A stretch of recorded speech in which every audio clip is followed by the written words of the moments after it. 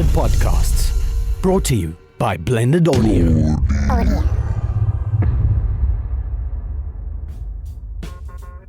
Okay, we're rolling. Welcome back to Talos Talks Shit. I am your host, Massimo Meneghetti. I'm here with my co-host, Pubby. Yo, what's up? How are you doing, Pubby? I'm good, dude. It's early in the morning. I'm tired. Tired? Yeah. It's been a while since we recorded. Yeah, it's been a minute. It's been one of the most eventful minutes in AI history. Yeah, a lot has happened, A lot has happened, dude. A hell of a lot has happened, and we're going to get into that. It always feels like that, though. Yeah, but this is for real, though. This is really a lot has happened. Yeah. So, where we left off last week was checking out OpenAI, who they are as a company, what their manifesto is, and their work with Dactyl, the hand that was trained to orientate and move around objects in the real world. Right at the end of the episode, we sort of touched on game theory and OpenAI 5, which is a DOTA, or computer game playing algorithm. And now we're going to get stuck into 5 and what it does and what it means. Yeah. So just going to give a quick overview of DOTA again. Basically, it's what's called a MOBA, massive online battle arena, I think. And how it works is you play a hero. That's quite important because the heroes have abilities, attributes, and those abilities and attributes result in strategies that you use for those heroes. And that was quite a big thing they had to account for when training this AI. And along with these heroes, you also have these little minions that follow you around. I think each person gets like 6 or 7 little minions. They're called creeps. Can you choose the type of minions you have? No. Everyone gets standard, exactly the same minions. Dope. And even though there's 5 players on each team, each person has 5 or 6 little minions. And I'm not a very good Dota player, but the basic strategy is you use your minions called creeps in the game to structure attacks. So the minions are quite disposable and you don't take a big knock if you lose them, and they are quite good for engaging in basic fights. And then the idea is your hero comes in for the important strategic stuff. So this is a pretty complex game. There's 5 players, there's a big map, there's multiple things that can happen.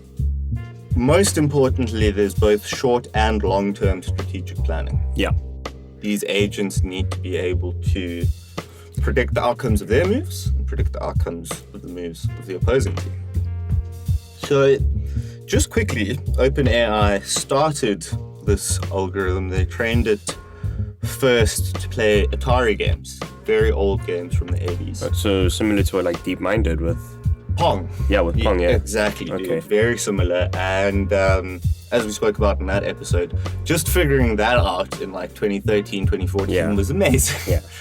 And they basically got this AI to the level where it pretty much toasted all Atari games. And Atari games are pretty simple. They couldn't create big worlds, there's basic rules, whatever. So they're a pretty robust AI, but it was still quite rudimentary. Then after that, they decided to tackle Dota. Dota's huge in just PC culture in general. So there were some guys on the team who played and whatever. So it was a natural next step. Yeah. And as I said, first they did 1v1. And then they started on 5v5. And now for this 5v5 mode, we start bringing in team play. I've lost my words now, but inter-agent communication. Yeah, and cooperation and competition. Yeah. Cooperation and competition, that's the technical term for it.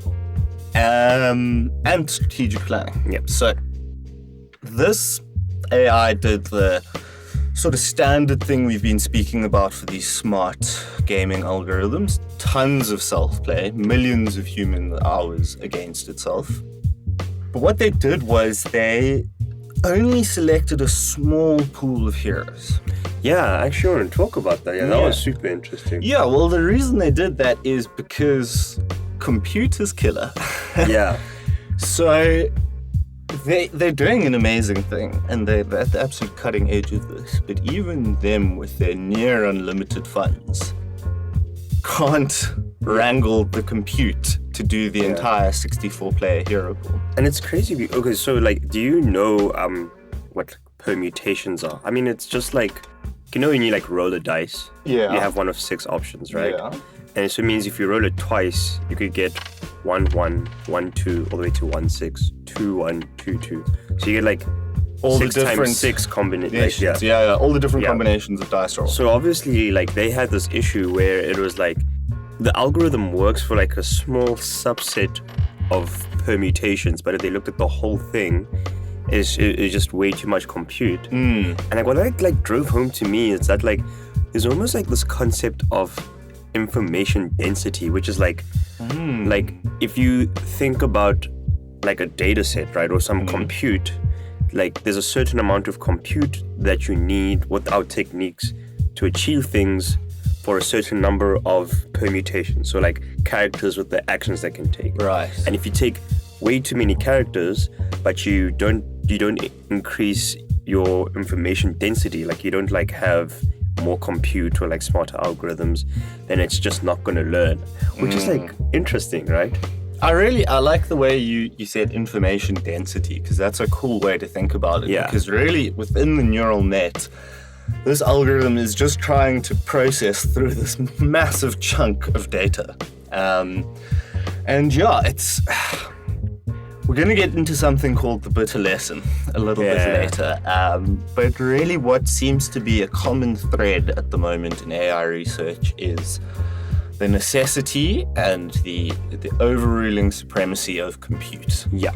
And we can't actually progress in this manner. We can't just keep upping compute and upping data input and data density to create smart, adaptable algorithms. We have to think of new, novel ways for that data to be interpreted. Things like the Monte Carlo tree search and so on. Interestingly, so OpenAI 5 didn't use search. Yeah, so that's what made it super interesting. So they didn't actually use any search, which means all their moves were like one step look ahead moves, right? And they somehow managed to do planning in the actual neural net. Okay, so that's interesting. That's really cool, because that's really interesting. First of all, it tells you something about OpenAI. We were talking about this in the car ride over here. You called them the biggest trolls in AI. Yeah, they're a little bit trolly. They're a little bit trolly because, like, they seem to do stuff that shouldn't work. And they're like, it's like smart, dumb ways of doing things, you know? Yeah. Like, you would think they would have this advanced tree search algorithm and all these amazing things. She says it's doing one step look ahead and then strategic planning within the neural net. Yeah.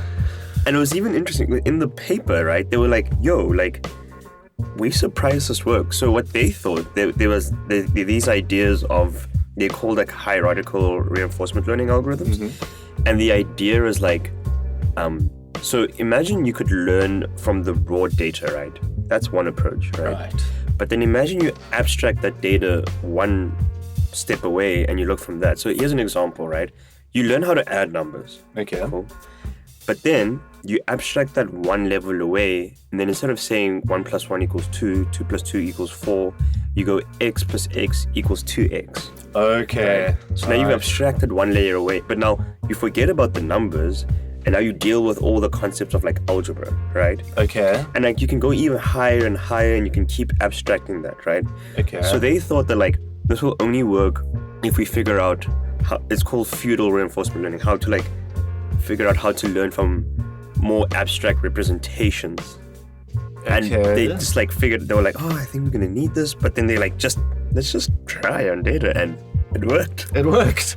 Okay, so importantly, the way that OpenAI 5 plays is it doesn't have any vision perception, so to speak.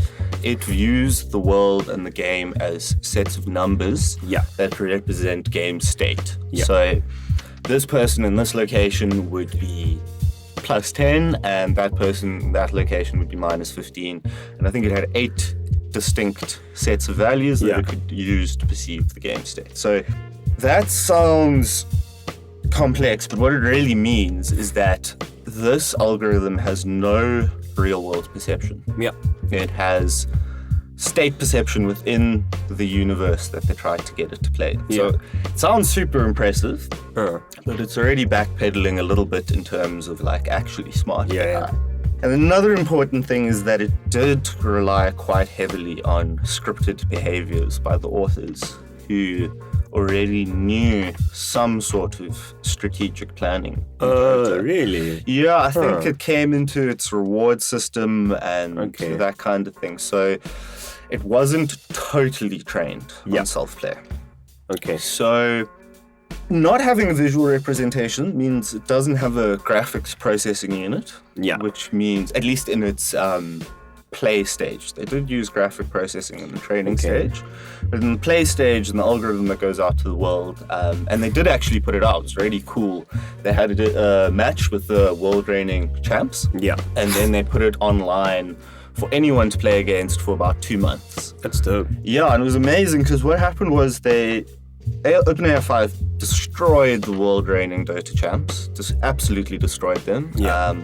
But after the games, all the players realized that with more time, they could still beat it. And what happened after the 2-month sort of open access session online is that some human players who weren't necessarily international pro level were actually able to figure out ways of gaming the system.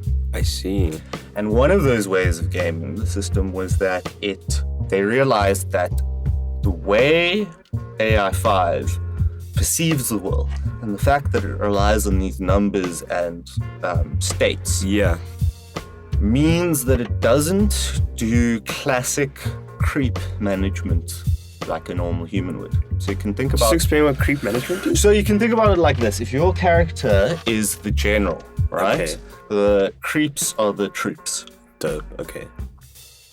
So you as the general would always be sort of involved in the battle, but you try to be sending your more disposable troops to do most of the operations, right?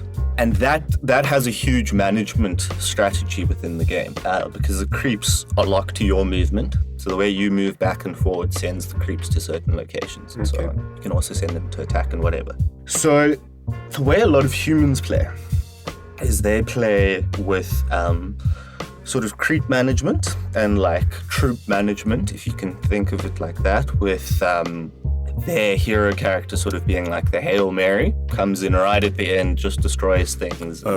Least risk, highest reward. That's kind of how they play.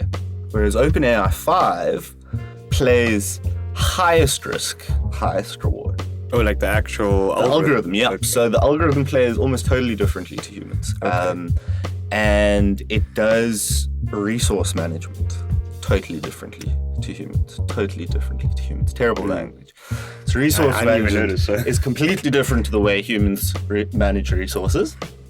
And this results in quite an interesting thing because I feel like there's a bit of a trend happening with these game-based AIs in their hyper-aggressive strategies.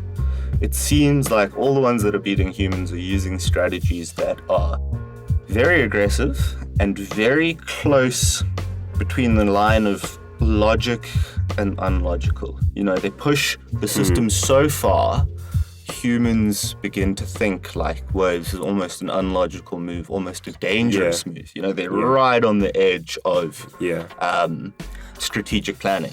I wouldn't say like unlogical. I would say like just, I don't know what the word is, but I'll give you like an example from chess, right? So like, I always like remembered like the best chess players were always like attacking players, right? And it's that idea of like, if you always defend and defend, you'll never like actually win. You have to like attack, right? Like attack is the best defense or whatever. I think like the algorithms kind of like broadly like figured out that that's the best principle. Like if we attack, right?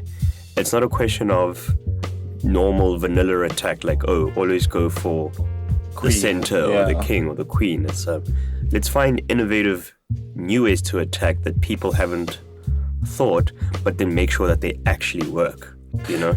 I totally agree with you, but do you not feel like there's a certain extra risk the AI seem to be willing to take when they're formulating these plans? I think because they've played thousands and millions and millions of times. So so for example, if say it's like with chess, right? So sometimes especially if you're not like a very good chess player and you're playing against someone very good, you'll be like, I'm gonna try this crazy attack and just hope that he doesn't notice I've left my king unprotected or something, right? And if you're playing against a good chess player, he'll be like, nice move, but checkmate. Yeah. But if you if say for example you figure out this crazy attack strategy, but you also know that, well, if he does try to attack my king, the sequence of moves makes a checkmate anyway, then it's a good strategy, right? So I think because they've played themselves, right, they've tried these strategies against themselves. They've tried the high risk, high reward, and they either won or they lost, right? And if they lost, it's a bad strategy and they discarded it. And if they won, it's a good strategy. Okay, no, I hear what you're saying, totally. Maybe it's just the fact that humans have less foresight. Yeah. And are therefore less likely to take those risks. So, for example, in the games of DOTA they were playing against the world champs, what the AI would do that sort of threw everyone off is that it would fight and engage in combat at extremely low health and engage in situations where it was like a hair, an absolute hair between it dominating someone else and it getting killed. Okay. And the human players were really quite thrown by that, because usually if you have no health left, you'd never go in for a kill, because the likelihood that you'll get a kill is so low.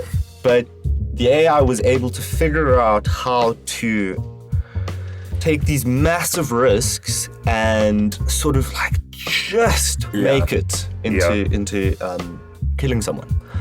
And along with that, they also had this incredibly hard resource management strategy. They would there's these things called buybacks. So if your hero gets killed, it takes a couple of seconds for it to revive, and that's obviously a detriment to your team because there's less players on the field. You get instant buybacks though, which are supposed to be for later game, when things get more intense and it makes more sense for you to jump back in. Like a savings account, kind of. Yeah, exactly. Okay. But now the thing is, these cost resources, and the more resources you spend on this, the less resources you have for other things. Yeah. Okay. And humans will build sort of more complete layouts. They'll build, tactical layouts with movements and buybacks and couriers and so on. Whereas the AI seems to favor buybacks incredibly heavily and sort of ignore most other things. That also threw humans off, because that's a very non-human way of playing. And what they sort of theorized after the games is that the AI calculates that its long-term probability of winning is way shorter than its short-term probability of winning. Interesting. So it plays an incredibly hard game in the beginning and almost totally depletes its resources to put incredible amounts of pressure on the opposing team and do things that seem incredibly risky to the other team but seem to pay off at the final second. So in my mind, I find this interesting because let's say we change the purpose for this AI, right? We've got a wetland area we're trying to save. We're trying to put the data into the AI to figure out how to save the wetland area. With current models and the way AI just seems to be behaving, and I know this is my opinion, but it's just something I seem to be noticing. The way that AI might decide to save that wetland might seem really dangerous to us. You know what I mean? It might almost push that wetland to the brink of extinction. But then all of a sudden, some complicated calculation. Exactly, and then that's why we need That's why there's been a very big push on explainable AI, which is, it's the same thing with so for example, say you have an AI whose responsibility is to give dosages of chemo to different parts of the body, and it just blasts this one part of the body with an obscene amount of chemotherapy, right? what are you doing?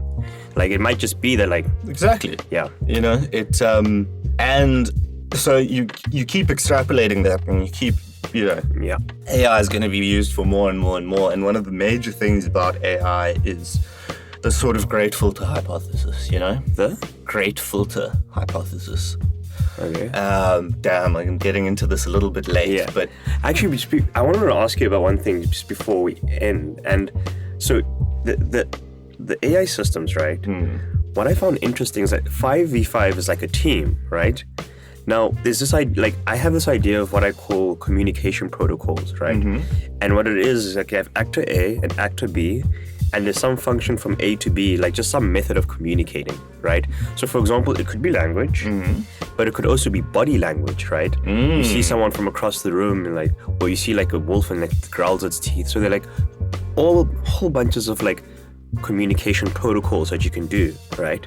If you look at the OpenAI 5 paper, they said that what they did is that they had this hyperparameter, and it was like some combination of 0 is competitive, and it was the number was between 0 and 1. And if it was 0, all the AI, all 5 of them were competitive, like they only cared about themselves. And it was like 1, they all cared about each other perfectly. Right? okay. And what they did during training is that they moved the parameter from 0 to 1, right? Now, what's interesting is that they didn't actually have any communication protocol I can think of other than acting, right? It was like almost like playing a game where you're not allowed to talk to each other, Whoa. and you can only see what the other people do, Right. and you somehow have to like figure out, yo, how do I cooperate with this guy without being able to speak to him? Yo. Because they don't have language. No, totally. Yeah. Okay, so that's actually brilliant, because we need to sum this up now, and there's not actually that much more to say about OpenAI 5. And there is a lot more to say about language. Yeah.